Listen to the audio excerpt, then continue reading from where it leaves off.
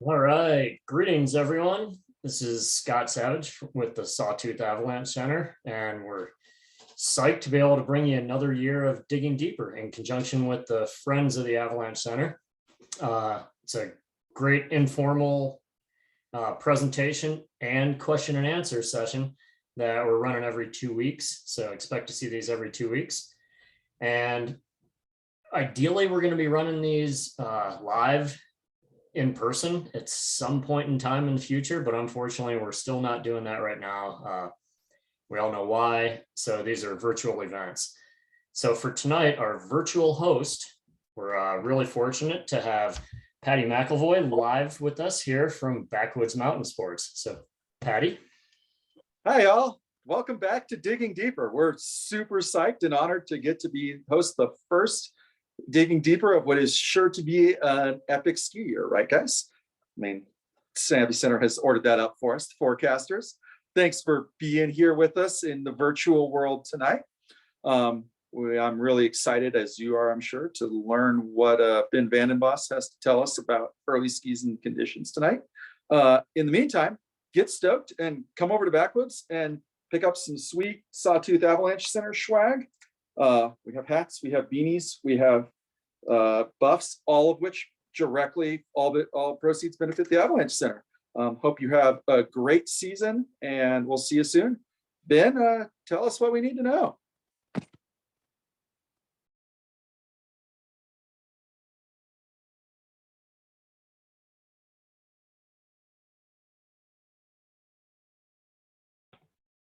Can you hear me there? Yeah, you sound good, Ben. All right, and screen looks good. Just the right view there, Scotty. It's a presenter view right now. Oh, let me see if I can switch that.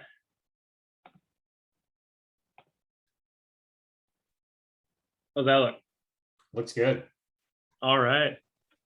Well, yeah, thanks for everybody for being here. It's great to be back for winter 21-22. We're all excited about it at the Avalanche Center, and we're psyched to have you along for the ride. Huge thanks to Backwoods and Patty, who's been a big supporter of ours, and we're lucky to have a guy like him in the community.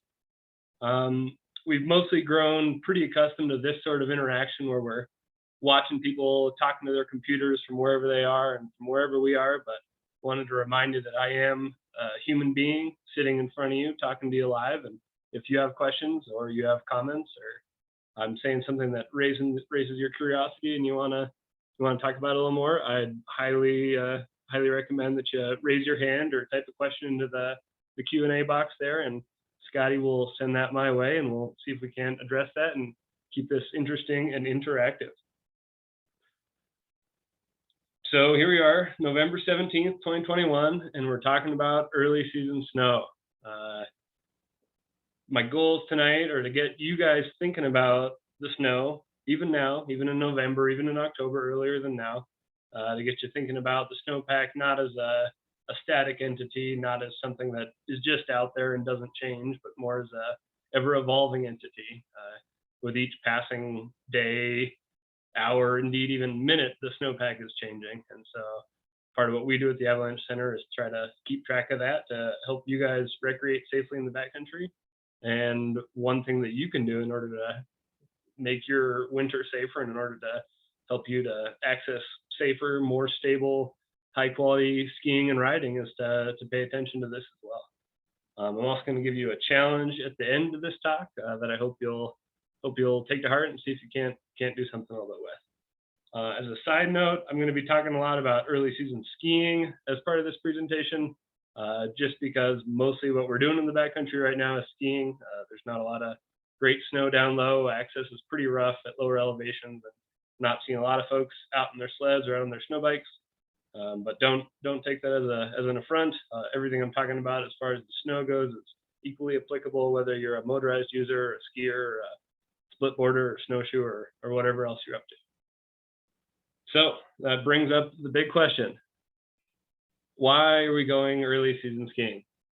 Obviously, this photo makes it fairly clear. You know, there's deep, stable, rock-free, extremely soft powder out there, and we just want to get after it. So that seems simple enough. Here's another reason.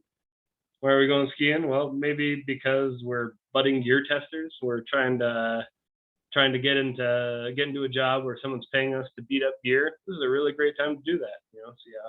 See how effective it is, see how long it lasts. Another great reason for early season skiing.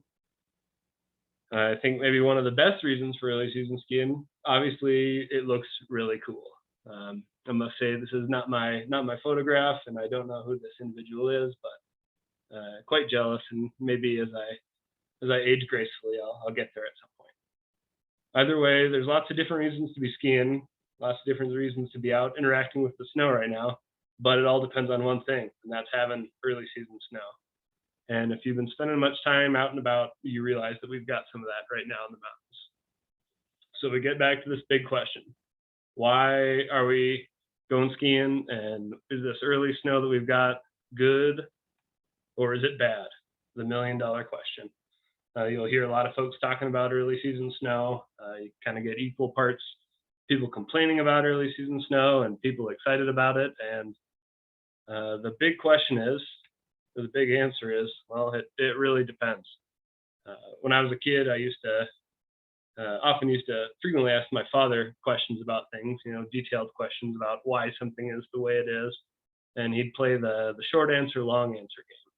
You want the short answer, or do you want the long answer? The short answer for you is it depends, and I'll try to give you a little bit of a longer answer as we go along. All joking aside, the best way to do this, I think, is to, last year is pretty fresh in most of our memories, so I'm going to spend a little time revisiting what happened last year, kind of reviewing some of the key weather events and the outcome of those events.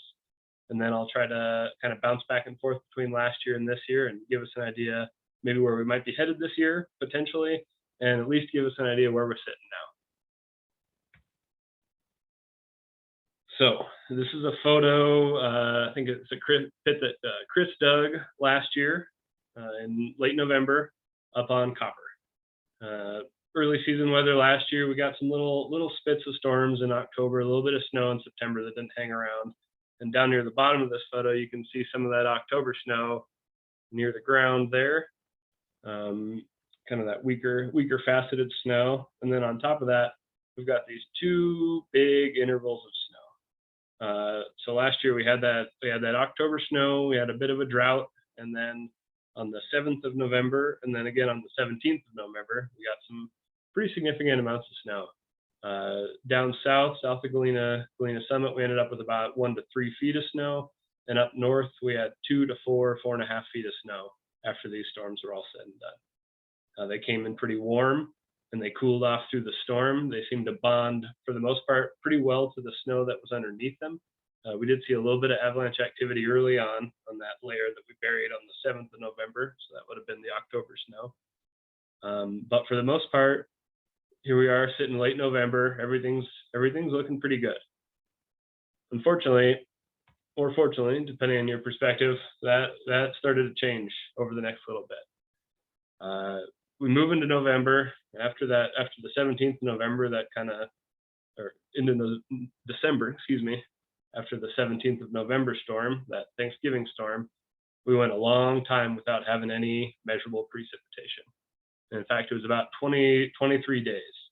Up north Galena Summit, where we tend to see a little bit more snowfall in that sort of pattern, we got a sprinkle of an inch or two of snow here or there every maybe 5 days, every week, something like that. Down south, it literally did not snow at all in that period. So we had 23 days for that snowpack to change. In those 23 days, we had relatively cool weather. We had lots and lots of sun. We had very little wind, relatively low sun angles because of the time of the season, and we were able to do some pretty fantastic early season skiing.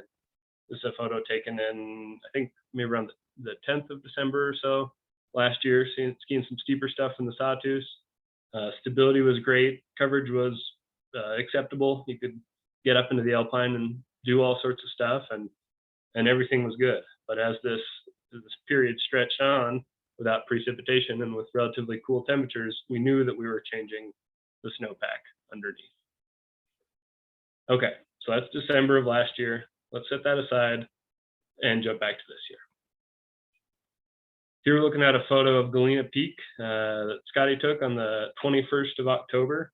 You can see there's a pretty significant amount of snow in the mountains already at this point. This face that we're looking at here faces northwest-ish. On the right side of the face in the shade, that's more northerly, and on the left, it's more westerly.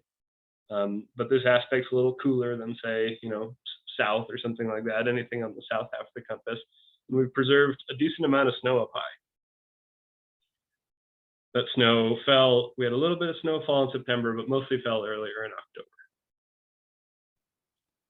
So lots of basically slopes facing south, mostly burned off. We've got a pretty significant amount of snow preserved up higher. Then the first big storm of the year arrived. If you've been hanging out around here, I'd be pretty shocked if you missed it. It was almost an instant winter sort of thing up high. We got anywhere from 2.5 to almost 4 inches of SWE across the forecast area. The very warm storm. It started out very warm and cooled off a bit, but we saw spits of upper elevation rain during the storm and very warm temperatures, which promoted a pretty strong bond between that older snow and that new snow. So far, everything's looking pretty happy. There's a photo here up on Titus Ridge. We're kind of looking along the Smoky Crest. Lots of snow moving around, and no significant avalanche activity observed during that storm.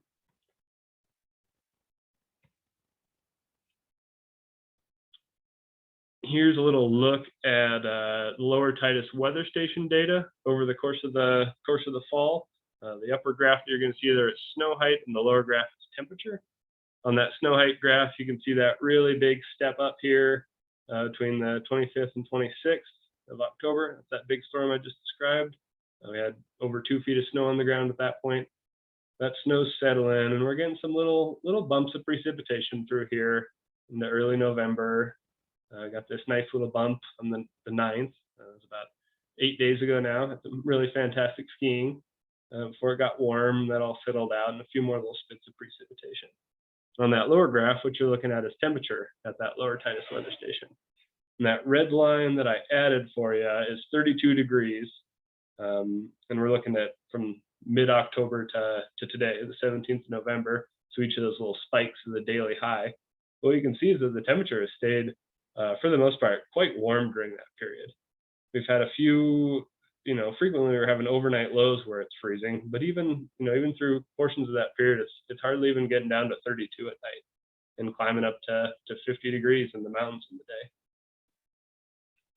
Now, what this done is it's created a pretty nice snowpack for us right now. But to get here, we had to step through some wet issues. After that first storm, we had warm temperatures and sun. On the left photo there, you can see a few different wet loose avalanches. It's taken 30th of October. And that photo on the right there, that was submitted to us. That was taken just earlier this week, 13th of November. And that's in the Titus Lake chutes. You can see a pretty significant, what appears to be a pile of wet avalanche debris, indicating that we're getting these warm temperatures way up high into the mountains, up to 8,000, 9,000, even 10,000 feet. And there's a look at that temperature graph again, just to give you an idea why we're seeing this wet loose activity. Now, the fortunate thing about these wet conditions these warm conditions is that it is quite warm, but the sun angle isn't very high in the sky. We're pretty late in the year, and it's getting warm, but it's still freezing at night. And what that's doing to the snowpack is really helping it to consolidate significantly and to bond to the ground pretty well as well. This is a photo taken 2 days ago. This is in the Baker Creek drainage. We're at about 8,000 feet.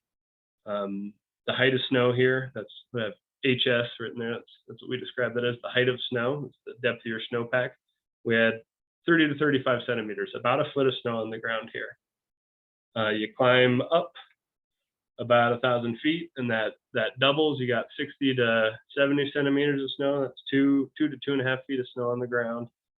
And what you can see on the right side of that image is that as you're digging and you're pulling these blocks off the ground is literally just embedded into the base of the snowpack.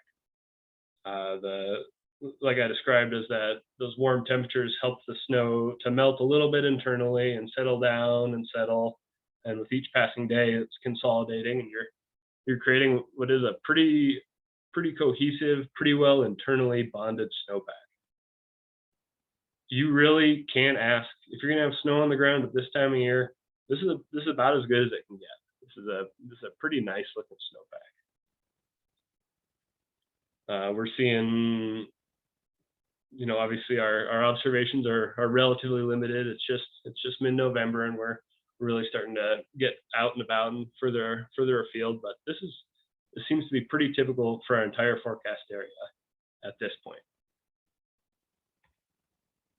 Here's a little video to hopefully give you a little bit of a sense. This is a video I snapped last night, but hopefully gives you an idea of kind of how well set up that snow is.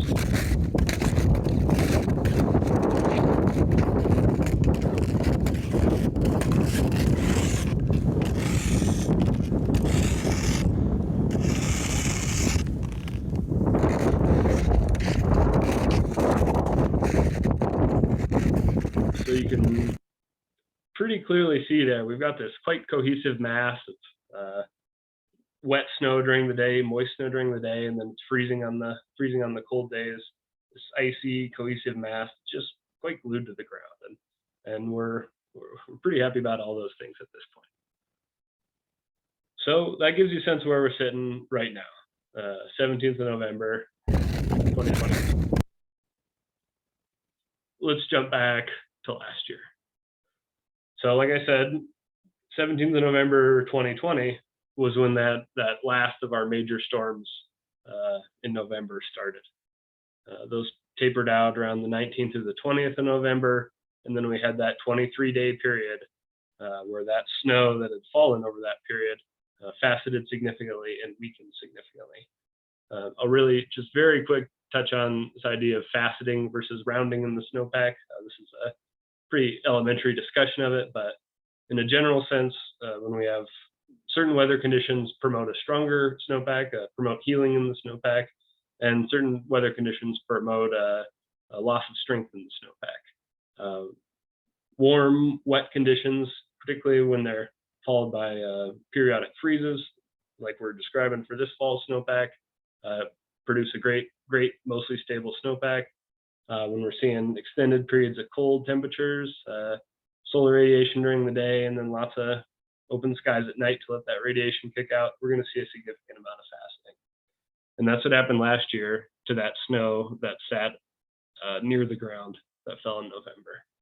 If you were here last year, you probably have a pretty good memory of this idea that we talked about this week, early season snow, all year long, and indeed we did. It produced a pretty significant amount of headaches for us.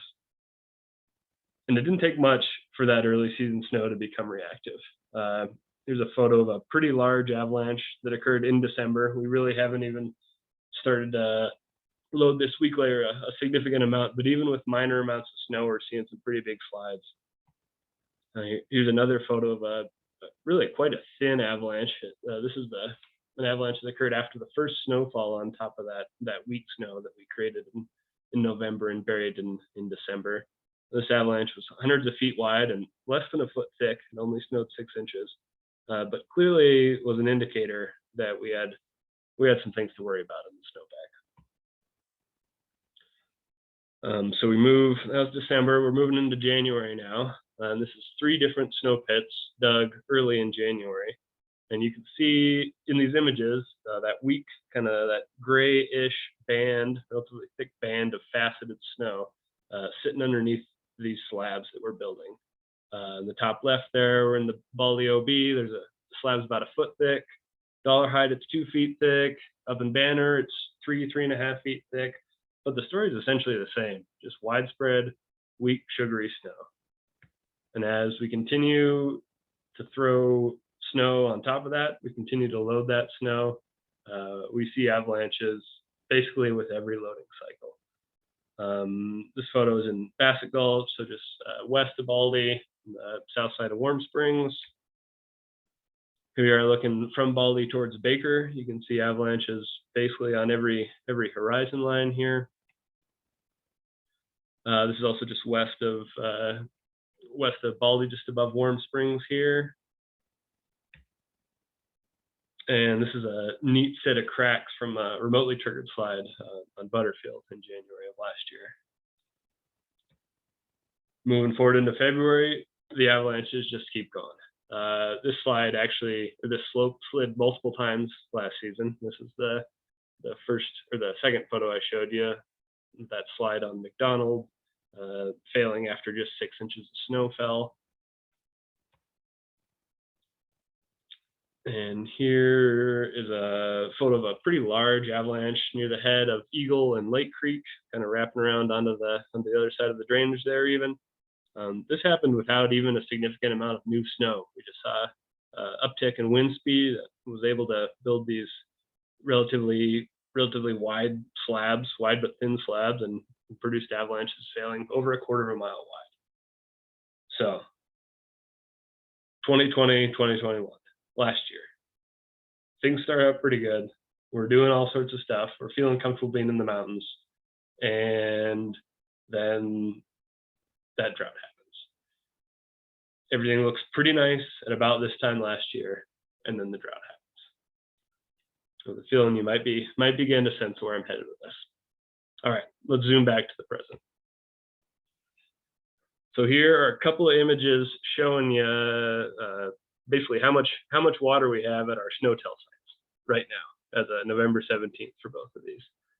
And what you can see is that we're, a lot of Idaho is looking pretty rough, but we're this little blue and green set of blobs here, kind of trailing up into the yellow here, and we're sitting at almost 100 to 150% of average, which is fantastic.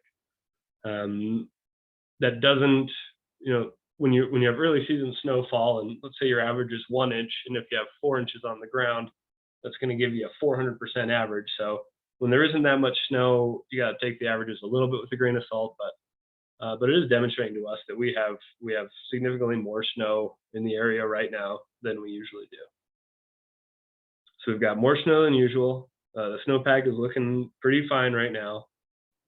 So then the next question is, what are we looking at next? What's on the menu for us? Touch just briefly on this. We're in a La Nina winter, as many of you may know. Ethan, our resident weather expert, is going to be giving a fascinating talk about atmospheric circulation patterns, La Nina, El Nino, different climatic models, different ideas about the weather. I don't even know all the things that Ethan's going to be talking about, but I'd recommend you tune into him 2 weeks, December 1st, if you want a little more info about this stuff, or a lot more info. But we're in a La Nina winter now. Basically, what that means for us, is that we have warmer than average sea surface temperatures. If you're looking here in our La Nina diagram, that orange blob is warmer than average. That's kind of a schematic of what a La Nina looks like. In the bottom right here, these are sea surface temperatures measured by satellite. And you see that red blob there corresponds with this nice orange blob over here. That's a moderate La Nina pattern. And that, in our neck of the woods, this is kind of the generalized outcome for La Nina. You got a variable polar jet stream. We generally see wetter and colder than average conditions, but that's a very broad brush. So everything's looking pretty good. We're sitting at a significantly above average snowpack. We've got a snowpack that's glued to the ground. There's some layering in there that we're going to be tracking and collecting more data on as time goes on, but everything looks pretty good. Of course, can't give you just all good news. What matters going forward is not as much what's already happened, but how the next couple of weeks to 1 month are going to play out. When you have snowpacks that are shallow, the snowpack is relatively thin. It's not very deep, and because of that, you end up with high gradients in your snowpack, predominantly high temperature gradients. And those high temperature gradients drive that faceting process that I was describing. The stronger those gradients are, the more aggressive that faceting can be, and the quicker that it can take place. So we want to know what's going to happen next. Right now, we're looking like we got a storm coming, and starting tomorrow, I think, kind of tail end of tomorrow into Friday, and done by the end of the day on Friday into Saturday. And it's really not going to bring us a whole lot of snow. This is the official Weather Service forecast here for that period, 18th through the 20th. And what you're seeing is, maybe if we're real lucky, we're going to get a little dusting south of Galena Pass, maybe 1 inch to 2 inches on the pass. And then north of the pass, we might see, 2 to 4, 2 to 6 inches in the white clouds and along the Sawtooth crest there up towards Banner Summit, where we might see a little bit more snow. So that's not really a ton of snow. Let's take a peek at temperatures, knowing that temperatures really can help drive the fasting process, or can help mellow out that process and promote stabler conditions and good internal bonding with the snowpack. On this diagram here, that gray line that you're seeing up near the top there, that's sitting at 32 degrees. So what we're seeing is these temperatures they're quite a bit cooler than they've been for the last couple of weeks. We're seeing maybe highs approaching freezing, but we're seeing these long extended periods where the temperature is going to be below freezing. A warm day and then more cold. So these aren't quite as favorable conditions for promoting stability in the snowpack, unfortunately. If we look a little further ahead than that, so these are 8 to 14 day outlooks. These are basically valid for about the week around Thanksgiving. On the left, we've got temperature. On the right, we've got precip. We're looking at above average temperatures and below average precipitation. So now we're kind of riding the roller coaster at this point. We started out feeling pretty darn good. Everything's looking awesome. And then, maybe for the next little bit, we're not gonna be seeing quite as favorable conditions. But like I described, we're in a La Nina winter, and long-term outlook is really looking pretty favorable for our neck of the woods. It's a 3 to 4 week outlook, so this is essentially Thanksgiving through the second week of December. We're looking at above average temperatures, which we don't love, but significantly above average precipitation. And our seasonal outlook has us with about equal chance of above average temperature, or above or below average temperature, maybe slightly above. And again, we're looking at above average amounts of precipitation. This is for the period November, December, and January. So looking a little more favorable. I'll give you one other way to look at this, just because I stumbled across this, and it's a pretty interesting little graphic. So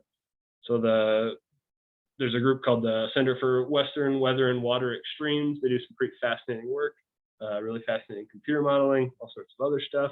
I'm going to just read to you what their description of this is.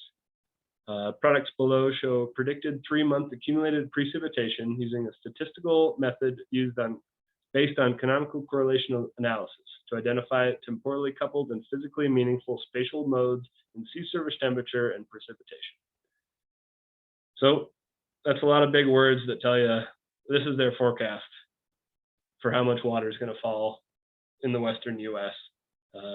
Basically from now through March.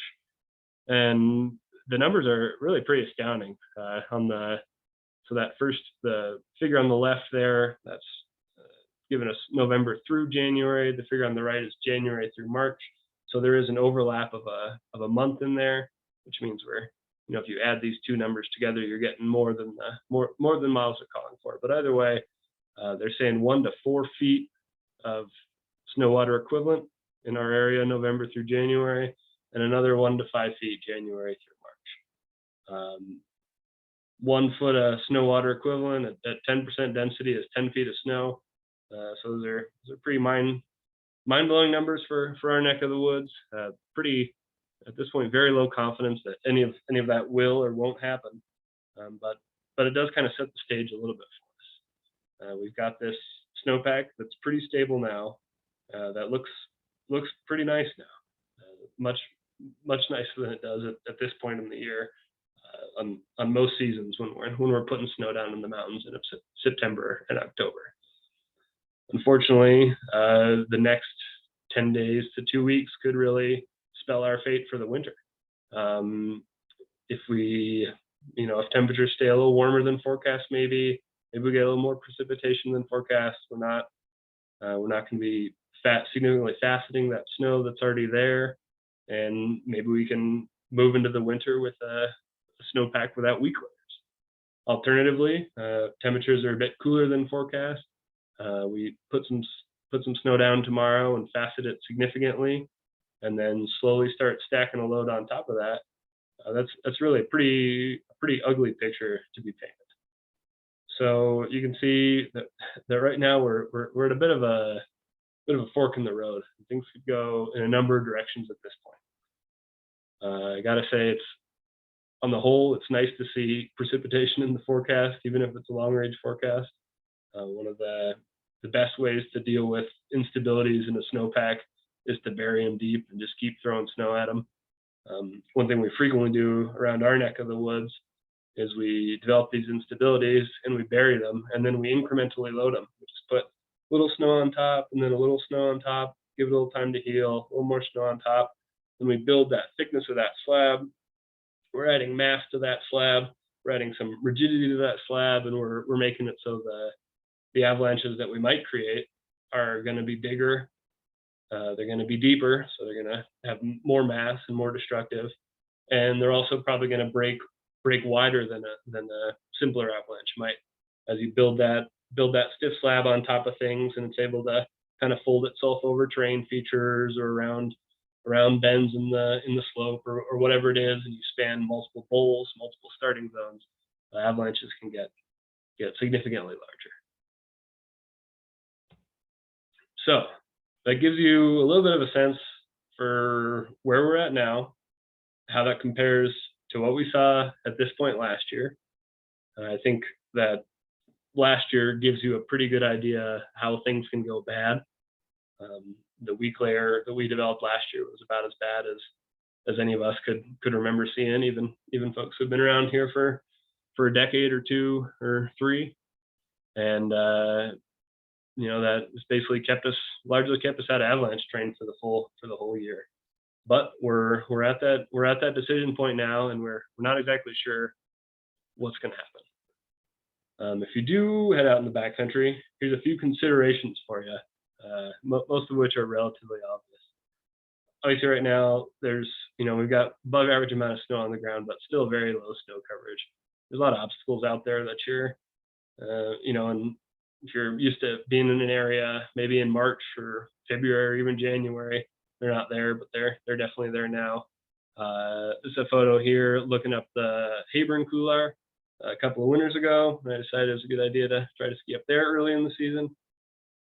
Clearly, there wasn't a widespread avalanche concern when I was snapping these photos, but there are all sorts of other problems there, and they're high consequence problems because the environment is so rough. We're not playing around in feet of powder, but we've just got rocks and sticks and all sorts of other things that are out there trying to hurt us. If something does go wrong, it can go pretty wrong. And there's also a pretty high degree of variability and uncertainty in the snowpack at this time of year. What we've seen so far is pretty promising. We're liking most of it, but at the same time, we've only been to a handful of spots, and we forecast for 3,500 square miles. So there's a lot more data to gather before we're willing to just say that it's all beautiful out there. So what do we do about this right now? Well, observations. You don't have a whole lot of impact on what the snowpack does. There's nothing you can do to change the snowpack, essentially. But you can watch the snowpack and see what it's doing and keep track of that. I encourage you, submit observations to us, write your observations down, snap photos everywhere. Oftentimes, snow coverage at this time of year can really drive avalanche problems in the later in the year. Knowing where there is snow now and where there isn't snow now will help you ascertain where you might find certain problems as we develop into the season. say that the snow now ends up being weak at the surface and we have this weak layer, well, that's likely only to exist where there is snow now. So you'll see this pretty high degree of spatial variability in the problem there, where on slopes where there is snow, you might be worried about pretty sizable persistent slab avalanches, and maybe on lower elevation slopes and slopes that have burnt off already, you're not going to be seeing any of that stuff. So observe, observe, observe. And this is where we're getting to the challenge that I mentioned for you at the beginning of the season. And it's not an easy challenge, and it requires quite a bit of time, but I can also guarantee that you will be rewarded for your time and your ability to more accurately predict conditions that you're going to experience, and more accurately find good, safe skiing and riding conditions. And that challenge is this: I want you to pick one spot that you go to most frequently through the season. Even now, you could envision where that place is. I think a lot of skiers, maybe that's up on the pass. Maybe it's up in the Sawtooth somewhere. Maybe you're skiing a lot at Banner if you're over in Boise. Wherever that is, pick that place and try to build a mental model of what the snowpack is doing starting right now. You're going to need some base inputs for your model, and a lot of those are available on our website or in the products that we're issuing right now. You want to know where there is snow and where there isn't snow. You can use weather stations to see that. You can use your eyes to see that. And when you go out and you start skiing, you can record that and observe that and record those observations, either in your personal little observation journal, or better yet, by sending them up to us so that we can see them and everybody else can see them. So as the year progresses, have that spot in mind and try to build your model of what's going on in the snowpack there. Take the weather inputs that are going on, say it's raining in Ketchum, and your spot is somewhere up on Galena Summit. Where do you think that rain line stops? If you drive up there now and you go on a south facing slope, do you think there's going to be any snow there? What's that snow going to be like? As you wrap around onto a north facing slope that's more sheltered, are you going to find a couple inches of snow or a couple of feet of snow? So that's your challenge. I guarantee you that it is not easy. Really, at the Avalanche Center, this is our job. This is what we do year round for our entire forecast area. And it requires a huge amount of effort, huge amount of thought and concentration, but it's a highly rewarding practice to be able to do that. So there's your challenge. There's some ideas about early season snow for you. And yeah, I'd like to maybe hear a little bit from you guys. If you got any thoughts, any questions for me, any sorts of ideas already, Ben. Type in the chat and we'll go from there.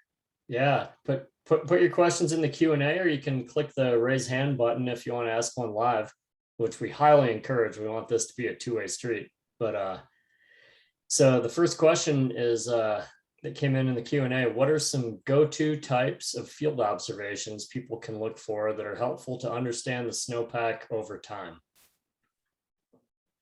Yeah, that's a really great question.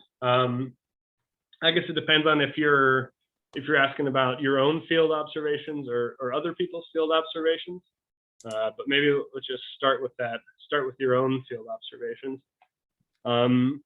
It depends on what kind of problems you're looking for. Right now, a lot of what you're doing might be just going around and banging on the snowpack with your skis or with your feet, seeing how supportable things are, and watching over the next week to 10 days and seeing if that changes at all. If you want to get a little more in depth, pull your shovel out and dig a hole and see is there moisture in the snowpack through the ground, or in the snowpack all the way to the ground? Is it kind of moist and you can make nice snowballs out of it, or do you have this dry, weak, sugary snowpack? And how is that changing over time? You can get some of that information as well, looking at when we're posting pits or we're posting videos of pits, that you can get a sense for just kind of the physical quality of the snow just by interacting with it, or watching somebody else interact with it as well. I don't know if that answers your question or not. Hopefully a bit. Yeah, hopefully that got it there. And AJD, pop another follow up there if that didn't get what you're looking for, or feel free to raise your hand. So we have a live question here from Annie. So Annie, can you unmute so you can ask your question for Ben? Hello, can you hear me? Yep. Well, thank you all for kicking this season off. It feels exciting to be talking about skiing. Right now, I feel like the way we're interacting with the snowpack is hunting and still hiking, and just wondering if there's any rule of thumb or thought on sort of the amount of snow we need on the ground to be nervous about it sliding. Yeah, that's a great question, Annie, and one we hear frequently. And as I kind of started out with, it's a real it depends sort of thing. Mhm. But I'd say at any point, if there's enough snow that you're going out and you can play in the snow, you're even thinking about skiing, or you're finding that there's enough snow that it's slowing you down a little bit as you're walking. Even boot top or a bit better than that can be enough for an avalanche problem. But you do need a layered snowpack in order for that to happen. If it snows a foot on the ground, and that's the whole extent of the snow you're dealing with, that's really not going to create a slab avalanche problem. I think that probably the best thing that you can look for when you're in the field is just look for that relatively obvious structure of a slab on top of a weak layer. Are you moving through snow that's kind of tight and packed and drummy at the top with some weaker snow underneath it? Even if that's just a foot or a foot and a half thick, that's plenty of snow to create the potential for an avalanche problem, depending on the conditions that you're working with. Does that help at all, Annie? Totally. You started off with it depends, but then you just totally nailed the answer. So that was really helpful. Thank you. Yeah. Cool. Thanks so much, Annie. We have another question here from our very own host of tonight from Backwoods Mountain Sports, Patty. Patty, go ahead. So Ben, you showed that picture, Scotty's from early season of, a bunch of snow holding on up high in the Alpine from that first storm. My instinct is always to go running as high as possible. Obviously we've got different temperatures as you go up. First off, what is your confidence of that lower snowpack stability, that ripping the ground out stability way up high? And more, how would you approach looking at skiing that kind of terrain and making decisions and snowpack evaluation up high in the Alpine as we get more snow? Yeah, that's a fantastic question, Patty. Let's see if I can answer that at all or help a little bit. So kind of following the year long as the snowpack developed, when we've got early season snow like that on the ground, and then we're about to throw a big storm at it, like we did at the end of October. That's that the bond between those things is kind of at the top of our attention. We're watching that, we're tracking that, we're thinking that can be a problem going forward. We've had relatively limited observations, as I mentioned, but what we've seen is that at least going up to 9,000, 9,500 feet even, that as that storm came in, that late October storm, the 25th storm came in, that it was so warm that it just bonded quite nicely to that snow. In places it just rained on that snow and then bonded nicely, which is quite a favorable thing. Unfortunately, as you go up, like you mentioned, it does get cooler, and there probably is, or there's the potential for a sliver of terrain up at upper elevations, and terrain that doesn't face directly to the sun, where that bond may be significantly weaker. And we don't really have enough data at this point to point one way or the other on that. I do know that it's somewhat difficult to create good widespread weak layers in an alpine environment, but it's certainly a long ways from impossible. And it's also, we were discussing this at a staff meeting recently. It's also pretty hard to assess that stability, because when you get into the alpine, you don't really have these uniform snowpacks.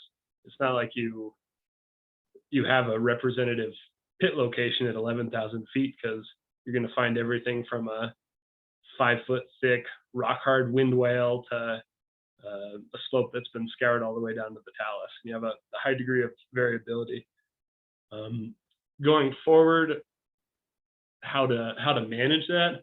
That's a tricky question. I know for me personally, I'm not super interested in just throwing myself out in all this big, wide, super tall, exposed, wind-loaded alpine terrain, knowing that layer exists.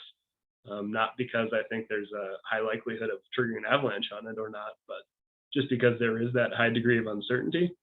And so when I'm traveling the mountains, I'm being pretty aware that as I climb up, if I get high enough up, that I'm going to be encountering a bit of a different snowpack, and I need to be conscious of that fact and be open to observing things other than the completely stable snowpack.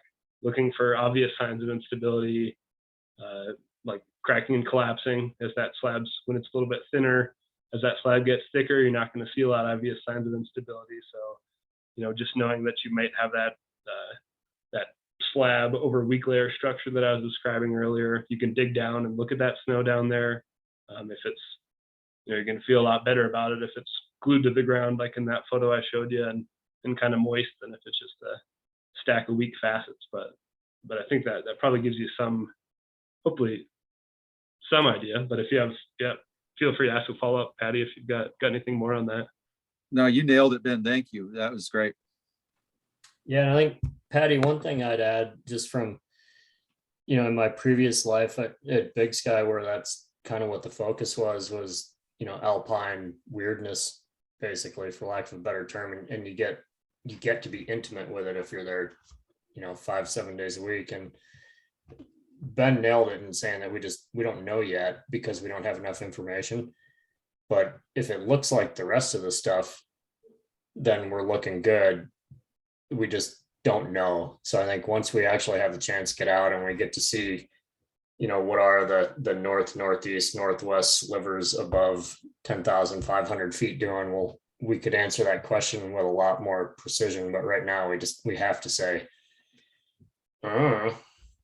we have guesses, but we don't want to say what we think it might be. Does that make sense? Oh, for sure. Absolutely. Cool. And I volunteer myself as tribute if you need a partner to go poke at it. Sounds good. We'll be in touch for sure. So we have a question here from Paul. Do you have a recommended website program you guys use to find historical and forecasted weather patterns like freeze-thaw cycles? And Ben, feel free to ditch that to Ethan. I think he's still here. Yeah, that does sound like a fantastic question for our local weather nerd. Our resident meteorologist. Ethan, are you still with on us? Here? Yeah, but your voice got a little garbled when you were reading the question. What was it? Sorry. So the question is, do you have a recommended website or program that we use to find historical and forecasted weather patterns like freeze-thaw cycles? Man, I think that's a great Google query, to be honest with you. You can definitely, if you're interested in the ones that are local here, you can click on our weather station map and you can go back in time and you can actually look at the temperature to see the freeze thaw cycles. Climatologically, like high and low temperature records are kept as well. But I can't remember. They're kind of hard to find websites, but let me dig a little. And if you send your email address into the chat there, I'll shoot those to you to get you a better answer.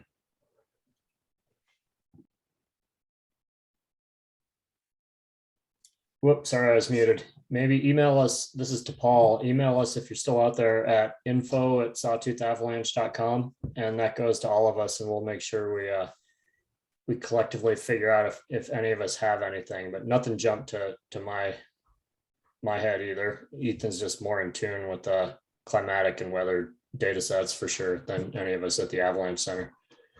We have a question here from Brad for you, Ben. So would you expect more on the healing process of a faceted snowpack versus a creation of a persistent slab? Assuming last year was a worst case scenario.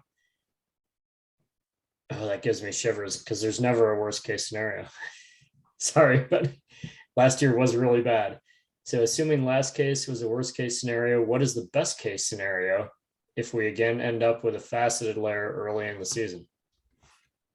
All right, that's a good question. I like that. Yeah, great. I think maybe I'll maybe start by saying that, you know, there's obviously a shades of gray in here between worst case and best case, but a good way to look at it is to dig a bit deeper into what worst case looks like and describe an alternative outcome. So worst case scenario for us at this point, we generate a pretty good faceted layer out of some of this soft snow that's fallen right now, let it sit out for a while, let it really facet, and then we start snowing on top of it. And we do what we did last year, where we just kind of incrementally build that slab. You put 6 inches on, you put a foot on, you let those facets kind of gain a little strength, and then you put another foot on. And you kind of always, you're poking that bear the entire time. You're not letting that the healing ever happen. And so you're just dealing with that problem for months. And that happened last year. It was quite painful. It was frustrating for all of us, I know. Certainly frustrating for us at the Avalanche Center. We'd be much happier if we could just tell you that conditions are great and to go out and get it, but it wasn't that way. So that's a worst case scenario. Once you've already created that faceted layer, the best thing you can do is basically bury it deep and bury it kind of intensely. We know that faceting is a result of strong gradients within the snowpack. One good way to decrease gradients is just to increase the depth of the snowpack. So say your gradient is 1 degree Celsius in 10 centimeters, because your snowpack's only 10 centimeters thick. If you make your snowpack a meter thick, all of a sudden you have 1/10 of a gradient. So that kind of helps you to decrease that gradient and puts you more in a rounding regime as opposed to a faceted regime. Also, if you're just snowing, you're flushing out that weak layer as you go, as opposed to preserving it on all aspects and creating the scenario where, like we had last year, where you're just tiptoeing around, knowing that likelihood isn't terribly high, but that the consequences are clearly extremely high. So best case scenario, you just bury it deep. It just starts snowing, and it just keeps snowing, and you'll have this period where you're dealing with the fact that you have this buried weak layer. You're dealing with a persistent slab problem, but at a certain point, that depth of burial, the compaction of that overlying slab, and those slackened gradients will enable that snow to heal. And ideally, you're not producing more weak layers as it snows along the way, and bing bang boom, you're out there doing whatever you want to, and it's fantastic. That's kind of what we all hope for. And if it ends up being that way, we'll let you know. And if it doesn't, we'll let you know that too. I hope that answers your question, Brad. Let me know if it doesn't.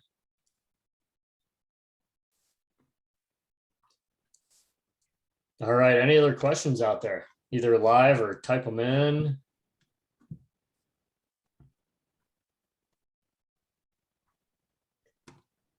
Yeah, it sounds like that got it for Brad. He likes that. All right.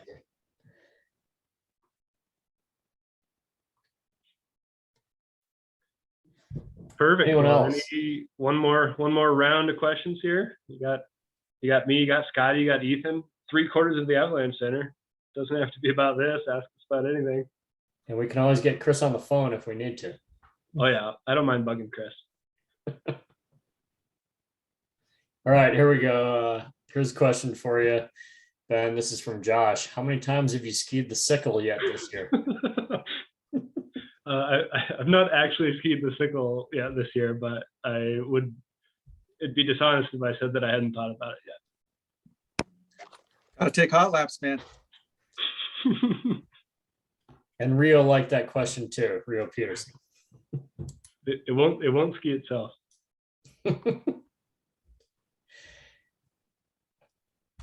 Anyone else out there?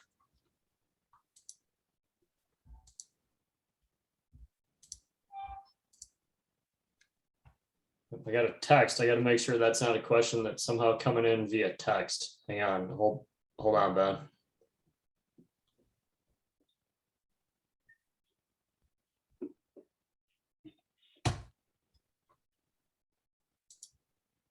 That's just Chris saying he's here. But Anybody have any questions for Chris? but he was only as an attendee, so now he's a panelist.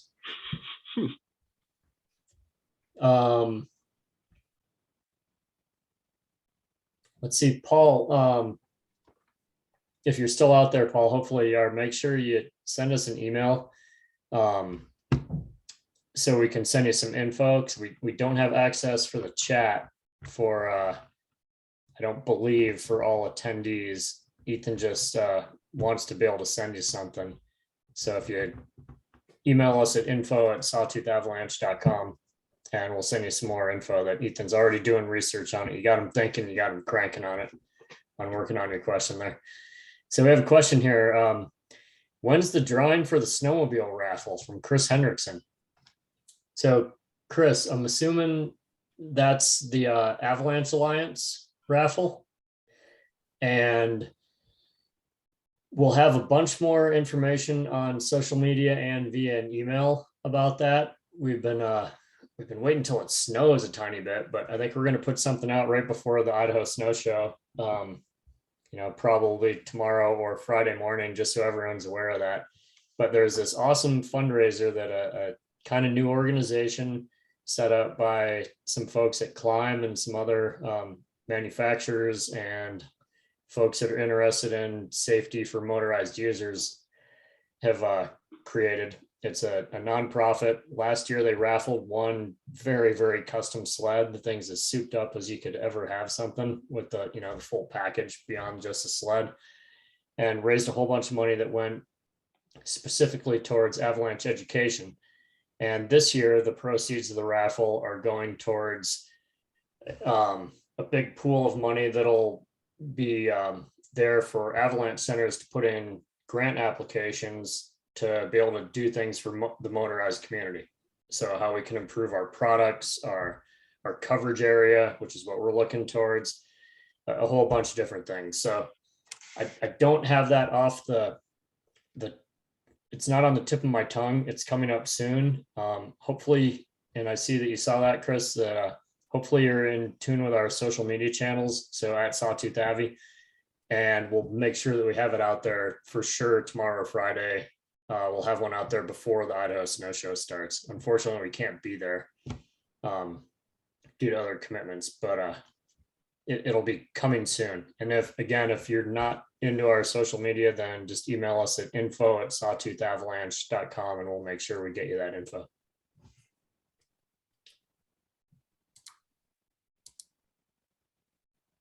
All right, let's see, what do we have? So Ben, how many times have you skied the sickle? Yeah, that's done. Any other questions out there? Looks like we're caught up.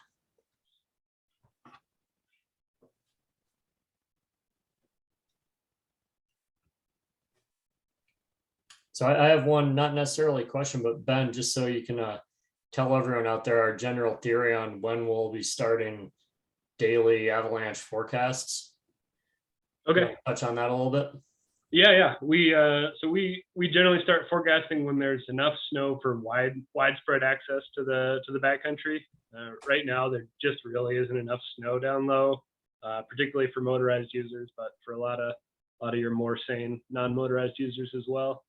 So when we, we've got a nice storm that dumps a couple feet of snow down low, so all of a sudden it's open season for access, then we'll be ready to start forecasting at that point. So we're in a little bit of a wait and see, kind of looking at the weather. It doesn't look like it's going to happen this week and potentially not next week, but if the weather forecast that I was showing you guys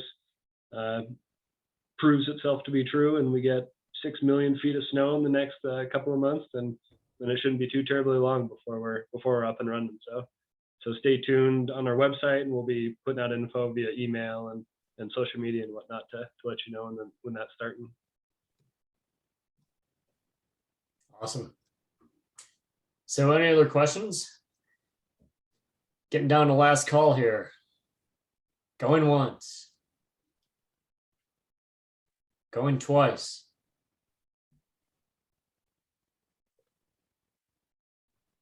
All right, Ben, well, I think whatever you have to say for some parting words and to wrap things up for the evening. All right. Well, yeah, thanks everybody for showing up and asking some great questions. Like I described in the presentation, we're at this fork in the road right now. We'll see what happens going forward. But if you take the time to look at the snow, to talk to us about the snow, let us know what you're seeing out there.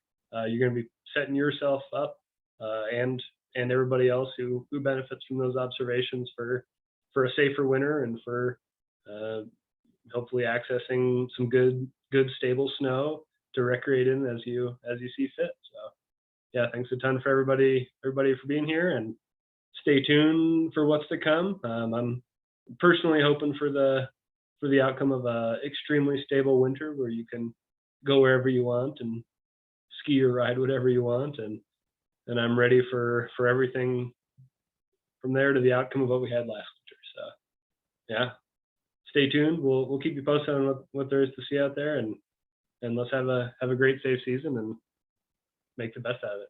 Thanks a bunch, everybody.